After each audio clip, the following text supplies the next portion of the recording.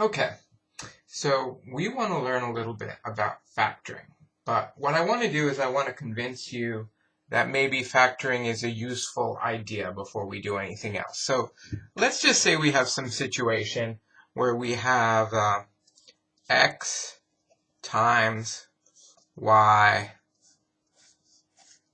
equals 12. So we have some product. Product is very basic. You guys have seen products for many, many years now. Just multiplying two numbers, we get 12 as the output. So what would the possible solutions be? Well, think about it for a moment. If x happened to be 1, then y would have to be 12. So that's a possibility. Or maybe y is 1 and x is 12, or maybe x is 2 and then y would be 6, or the other way around, or maybe it's 3 and 4, or 4 and 3. But we're not quite done yet, because there's more possibilities. What if x is 24 and y is a half? Of course, the y could be 24. Or the x could be 48. So the thing is I could be here all day. I'm never going to run out of possibilities. Now, there is one number I know that x can't be, and there's actually only one number. What is that? Well, negatives are fine. As a matter of fact, I could have let x be negative 1, and I could have let y be negative 12, and I could do negatives for each of these options. What number can't we have x be? And that number happens to be 0. 0 times y equals 12 has no solution. So 0 is very, very special. We can see that right here. It's the only possible number for which we do not find a y. So let's just think about 0. Maybe I chose 12 out of nowhere. Maybe let's look at this. I really did choose 12 out of nowhere. I could have used all sorts of numbers. Maybe we would have had fewer options for some in terms of the whole numbers if I had chosen, say, 5 or 7. But 0 would be different from any other number here. The only way I can get 0 is if one of these two numbers is 0.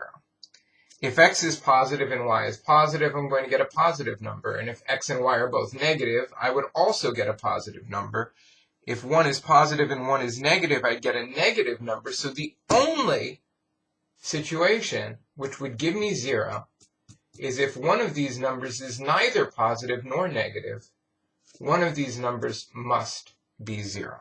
So this is a rule. If x times y is 0, then x is 0 or y is 0. Now, we would still have infinitely many possibilities here with this equation, because say x is 0, well then y could be anything, or y is 0 and x could be anything, including 0 in fact. But this is very important, because if I want to solve a product by setting it equal to some value, we can see, at least from these two examples, that 0 behaves very, very differently from other numbers. Okay, let's go a little further. Suppose I have x plus y equals 0. Well, this is not such a great equation. I really don't know much. For any value of x, let's say x is 1, y could be negative 1, x could be 2, y could be negative 2, or x could be negative 1, then y could be 1, or x could be 0, and then y could be 0, and so on and so forth. Really not much information, but with a product set to 0, we got an important piece of information right here. So it's really, really nice when we have a product set to 0. Much nicer than if we have a product set to some other number, or if we have a sum set to 0, or if we have a sum set to some other number as well. So because of that, it's very useful when we can write things as a product. And that's going to be one of the ideas behind this section, and one of the reasons that we want to be able to factor.